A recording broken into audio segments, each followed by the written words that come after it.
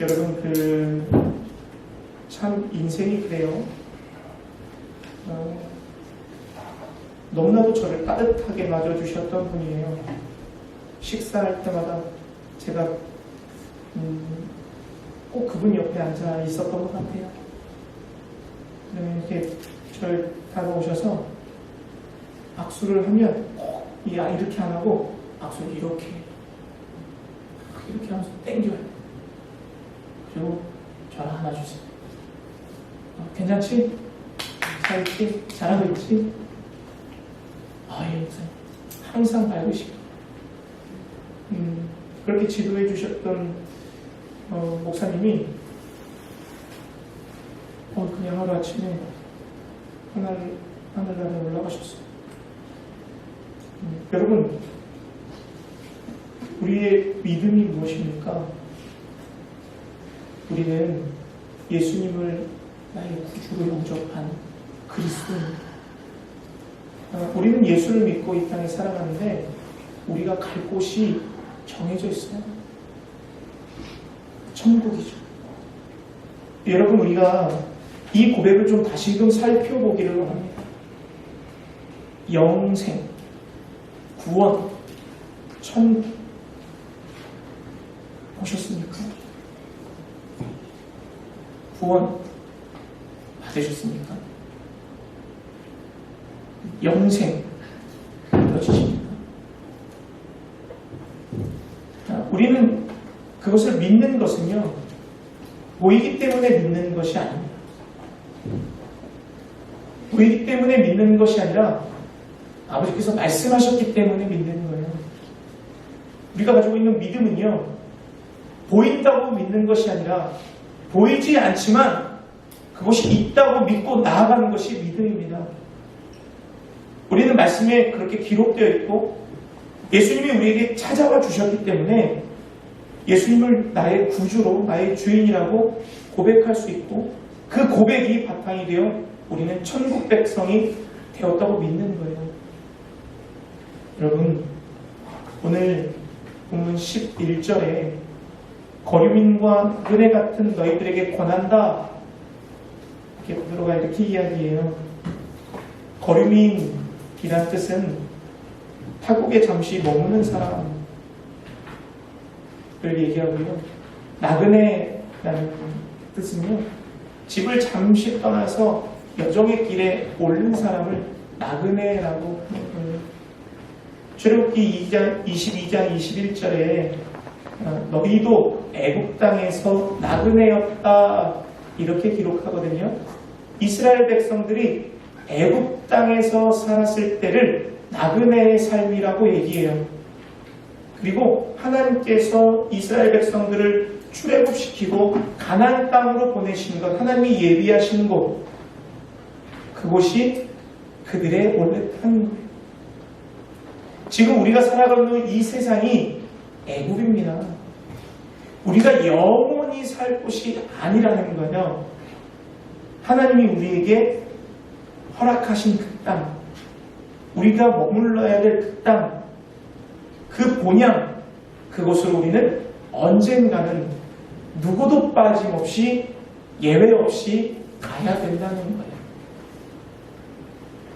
오늘 저자 베드로가 1장 1절에서 2절에 이렇게 기록합니다. 예수 그리스도의 사도 베드로는 본도와 길라디아, 갑바도기아, 아시아와 비두니아에 흩어져 있는 나그네, 고난을 받고 흩어져 있는 믿음의 사람들을 흩어진 나그네라고 표현하고 있어요. 근데 그 나그네는 곧 어떤 사람이냐? 하나님 아버지의 미리 아심에 따라, 예정하심에 따라 성령이 거룩하게 하심으로 순종함으로 예수 그리스도의 핏뿌림을 얻기 위하여 택하심을 받은 자들, 곧 성도들인 거예요. 하나님께서 택하시고 성령께서 우리의 마음 가운데 내주하시고 예수 그리스도의 그 피를 인정하고 믿고 나의 구주로 영접할 수 있게 하신 그 택함 받은 자, 그들을 나그네라고 하는 겁니다. 여러분, 우리를 나그네라고 하는 거예요. 성도의 본향은 천국입니다. 성도들은 영의 사람들이기 때문에 천국 시민권자요, 우리의 고향이 천국이라는 것을 알고 있어야 되는 거예요. 그러면 우리가 나그네고 거류민이라고 말하는 것은 이 땅에 온 목적이 있다는 거죠. 나그네와 거류민들이 멀리 떨어져 있는 자기 집을 염두에 두고 그들이 여행하고 있는 낯선 땅의 행색들을 따라서는 안 되겠죠. 내 집에 가야 할 본향이 있는데 내 집에서 이 땅의 목적을 가지고 왔는데 본향에 있는 목적과 뜻은 잊어버리고 이 땅 것이 너무나도 좋아서 이 땅의 행색과 간섭과 쾌락을 취하고 살아간다. 이것은 잘못된 것이라는 거예요. 처음부터 거류민이 아니고 처음부터 나그네가 되는 것이 아닙니다. 하나님께서 목적과 계획이 있어서 우리를 이 땅에 보내신 것입니다. 이 점에서 제가 수요일 날도 말씀드렸지만 우리는 이 땅에 출장 왔다고 보는 것이 더 맞습니다. 출장이 어떤 거예요? 목적이 있어서 그곳에 가서 일하고 돌아와서 보고하는 거잖아요. 우리가 이 땅에 보내심을 받고 우리의 사명을 잘 감당하고 마지막 때 우리가 하나님 앞에 갔을 때 심판받는 거죠. 잘했니? 잘했다. 애썼다. 아, 이건 잘못했구나. 하나님 앞에 징계받는 거예요. 계산하는 겁니다. 그러니 우리의 삶이 언젠가 시간이 지나면 주님 앞에 가야 하는데 이 땅에 우리의 목적을 잃어버린다면 이 땅에서 벗어나고 하나님의 땅에서 벗어나고 이 땅의 것을 쫓으면 우리의 목적을 잃어버리게 되는 거죠. 그러니까 우리가 거류민이고 나그네의 신분이라는 것을 잃어버리면 안 됩니다. 저는 운동을 했습니다. 운동선수들이요 가끔 어려움을 호소할 때 있어요. 언제냐면 코치나 또 이제 무도한 사범님들이 야 이거는 이렇게 해야지 라고 말합니다. 그러면 열심히 해봐요. 야 임마 그거 말고 이렇게 하라 했잖아. 선수는 답답한 거예요. 머리로는 아는데 몸이 안 따라주니까 얼마나 답답합니까? 여러분 이처럼요 우리가 나그네의 삶이에요. 하나님께서 이 땅에 우리를 보내주셨고 우리의 사명이 있다는 것은 우리는 머리로는 너무나도 잘 알아요. 안 되는 걸 어떡합니까? 이 세상이 가만히 두질 않아요. 사단이 가만히 두질 않아요. 하나님의 뜻과 사명을 온전히 감당할 수 있도록 가만히 내버려 두질 않는다는 거예요. 머리로는 알겠는데 우리의 이 땅의 삶이 마음대로 안 되는 것 이것도 사실입니다. 여러분 그래서 이것을 너무나도 잘 아는 베드로가 영혼을 거슬러 싸우는 육체의 정욕이라고 표현한 것 아니겠어요? 하나님의 뜻을 살아가기 위해서 이 세상과 싸우고 있는 거예요. 영혼을 거슬려서 육체와 싸우고 있다는 거예요. 영혼을 거스른 육체와 싸우고 있다는 표현이 얼마나 우리의 삶 딱 들어맞는지요. 여러분 영혼과 육체는요 아주 상반된 거예요. 영혼은요 영혼을 쫓아간다는 것은 상당히 힘든 겁니다. 영혼의 일을 한다는 것은 매우 힘든 일이에요. 근데 육체의 일을 한다는 것은 아주 쉬워요. 보실래요? 영혼의 일을 하는 것은요 나를 포기해야 되는 거예요. 제가 어제 금요일 날도 목요일 날 이 아이들 제가 여수 갔다 오면 물놀이 해준다고 했어요. 삼겹살 구워주고 물놀이 해주겠다. 근데 태풍이 부니까 부모님들이 걱정을 하시겠죠. 그래서 물놀이는 못한다고 했어요. 근데 아침부터 애들이 목사님 저 오늘 학원 뺐어요. 목사님 제가 오늘 숙제 다 해놨어요. 아침 일찍부터 언제부터 물놀이 할 수 있어요? 이렇게 올라오는데 어떡해요. 뱉어놨는데. 그래서 야 오늘 태풍 때문에 어머님들이 걱정하니까 오늘은 삼겹살만 구워 먹고 내일 물놀이 하자. 그 목요일 삼겹살 구워줬잖아요. 비 오는데. 그러니까 금요일날 아침부터 물을 받았어요. 금요일날 또 일찍 올라왔어요. 5명이. 그래서 어제 삼겹살 먹었다고 오늘은 안 먹여요? 또 감자 삶아요. 또 라면 삶아요. 여수 갔다 와서 여수 멀대요. 가는데 4시간, 오는데 4시간. 운전해서 수요 예배 드리고 다음날 아침에 삼겹살 볶고 물밥 힘든 거죠. 영혼을 상대하는 것은 나를 줘야 돼요. 겸손해. 나 죽이는 거예요. 헌신해야 되는 거예요. 근데 육체를 쫓는 삶은요, 얼마나 쉬운지 아십니까? 내 마음대로 하면 돼요. 먹고 싶으면 먹고, 하고 싶으면 하고, 하기 싫으면 말고, 하고 싶은 대로 하는 거예요. 직장 나가야 되잖아요. 내 마음대로 하는 거 안 나가. 얼마나 쉽습니까? 공부해야 되잖아요. 안 해. 놀아. 얼마나 쉬워요. 육체를 쫓는 건요, 이렇게 쉬워요. 가만히 있으면 되는 겁니다. 그러니 육체와 영혼의 것은요, 완전히 상반되고 있는 거예요. 그래서 성도는 이것을 가지고 매일 싸우는 겁니다. 육체 것과 영혼의 것을 위해서. 내가 영적인 일을 해야 하는데 육적인 일의 편리를 잊어버리고 물리치고 영적으로 하나님이 맡겨주신 사명을 감당하려고 매우 싸우게 되는 거예요. 로마서 7장이에요. 내가 원하는 바 선은 행하지 아니하고 도리어 원하지 아니하는 바 악을 행하는도다. 만일 내가 원하지 아니하는 그것을 하면 이를 행하는 자는 내가 아니요 내 속에 거하는 죄니라. 육체를 따르는 것은 나의 죄입니다. 우리는 죄성을 가지고 있기 때문에 육체를 따르기를 원하죠. 세상 것을 쫓아가는 것을 원하는 거예요. 이것을 위해서 매일 싸우는 겁니다. 낮아지기 어렵죠. 그래 기도합니다. 겸손해지기 어렵잖아요. 그러니까 말씀을 먹는 거예요. 순종하기 어렵잖아요. 그러니까 몸부림치는 이것과 매일 싸우는 것. 이것이 영혼을 소유하고 있는 사람들이 결국 육체의 정욕을 제어하려고 하는 우리의 삶의 모습이 되어야 되는 거예요. 여러분, 이것을 제어하지 못하면 안 됩니다. 육체의 정욕을 제어하지 못하면 정욕이, 욕심이, 탐욕이 우리의 죄를 만들어요. 죄를 만들면 그 죄가 사망을 낳습니다. 야고보서예요. 욕심이 잉태한 즉 죄를 낳고 죄가 장성한 즉 사망을 낳는다고 기록합니다. 또 로마서 8장에 너희가 육신대로 살면 반드시 뭐 한다고요? 죽는다. 영으로서 몸의 행실을 죽이면, 영적인 일에 나의 육체의 몸의 행실을 죽이면 뭐 한다? 살아납니다.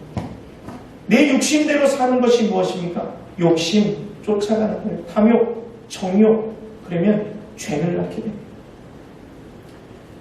사도 바울은요, 이 육체를 소유하고 있는 한 이것을 제어하기란 쉽지 않다고 말하고 있어요.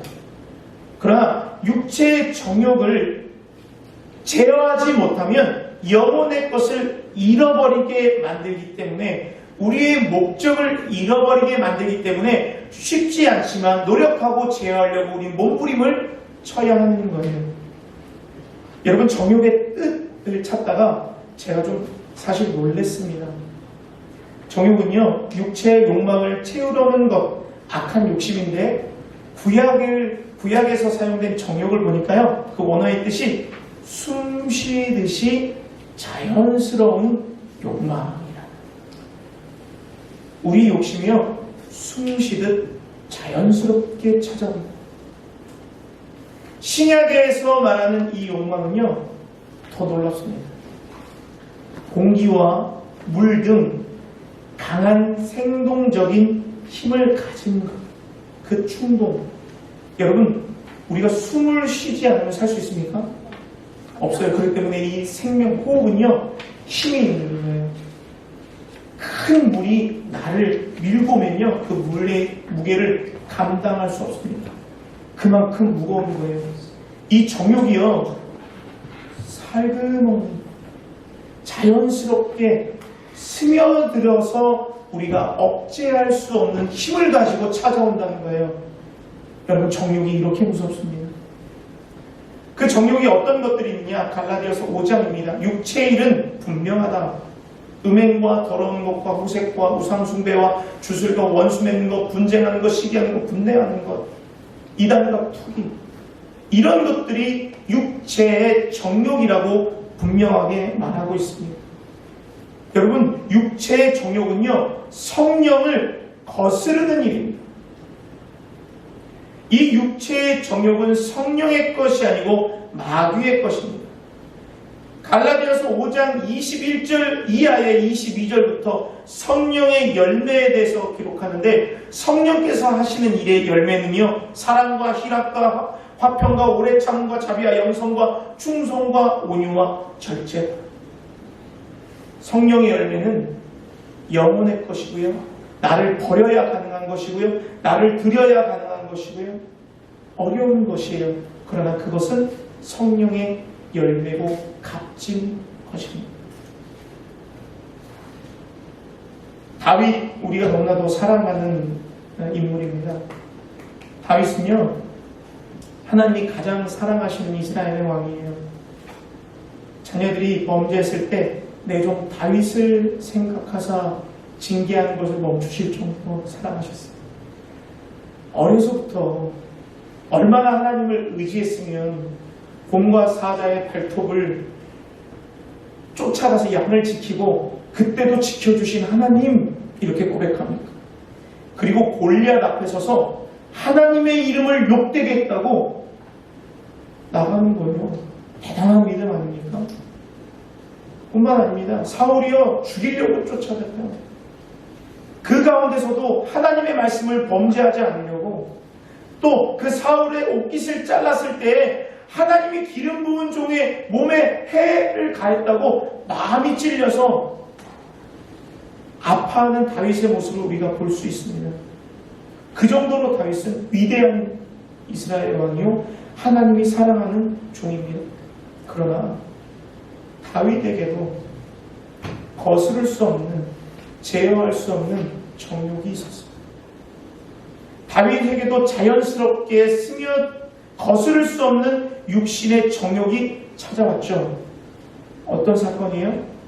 밧세바죠. 밧세바를 보게 됩니다. 자연스럽게 찾아옵니다. 육신의 정욕이. 그리고 범죄하죠. 욕망이 죄를 만들었어요. 임신했습니다. 그걸 숨기기 위해서 어떻게 했어요? 우리아를 불렀잖아요. 알리바이를 만들어요. 뜻대로 안 되죠. 그것도 어떻게 했어요? 요압에게 편지 보냅니다. 가장 최전방에 보내라. 죽게 됩니다.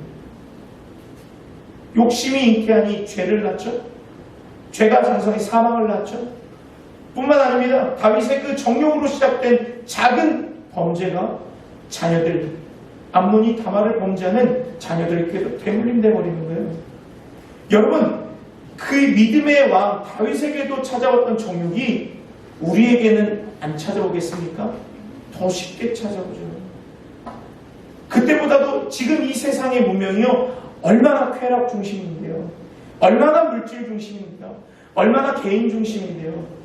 그러니까 더 많이 찾아오죠. 어떻게 찾아오겠어요? 음행으로 찾아오는 거예요.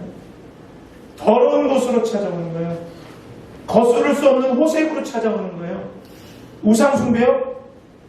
내가 하나님을 잘 믿지만 잘 따지고 보면 나를 믿는, 나를 우상으로 삼고 있는 신자들이 많다고요. 분쟁하죠. 시기하고 다투죠. 이런 거스를 수 없는 정욕으로 우리를 치고 들어오는 거예요. 우리를 넘어뜨리고 우리의 목적과 신분을 잊어버리게 합니다. 결국 하나님도 멀게 만드는 거예요. 왜 우리는 이토록 육체의 정욕과 싸워야 하는가? 여러분요, 오늘 본문을 통해서 구체적으로 왜 싸워야 되는지 말하고 있습니다. 우리 12절 다시 한번 읽겠습니다. 시작. 너희가 중에서 행것을 선하게 하죠. 너희들 마음을 하려고 하는 자들로 하여금 너희 선한 일을 자, 12절에 구체적으로 왜 해야 하는가 이렇게 기록해요.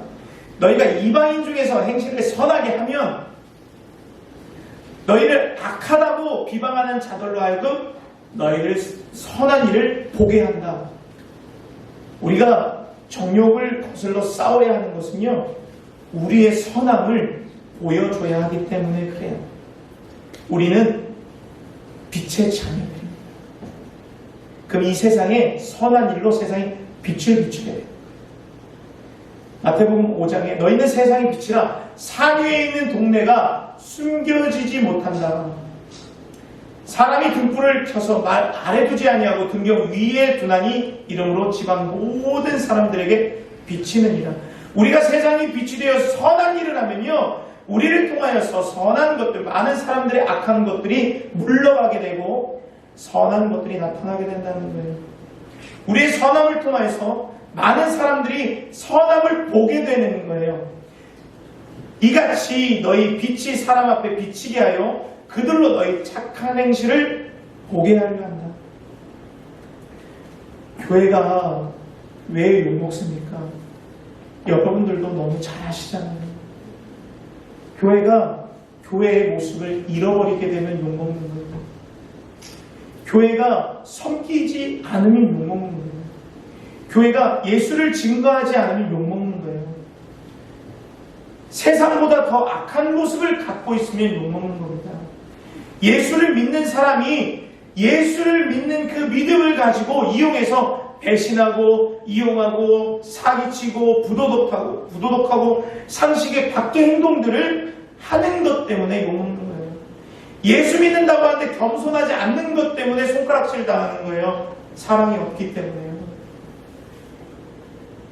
세상의 빛을 밝히기는커녕 더 어지럽히는 모습을 보여주기 때문에 교회가 지탄받는 것 아니겠습니까?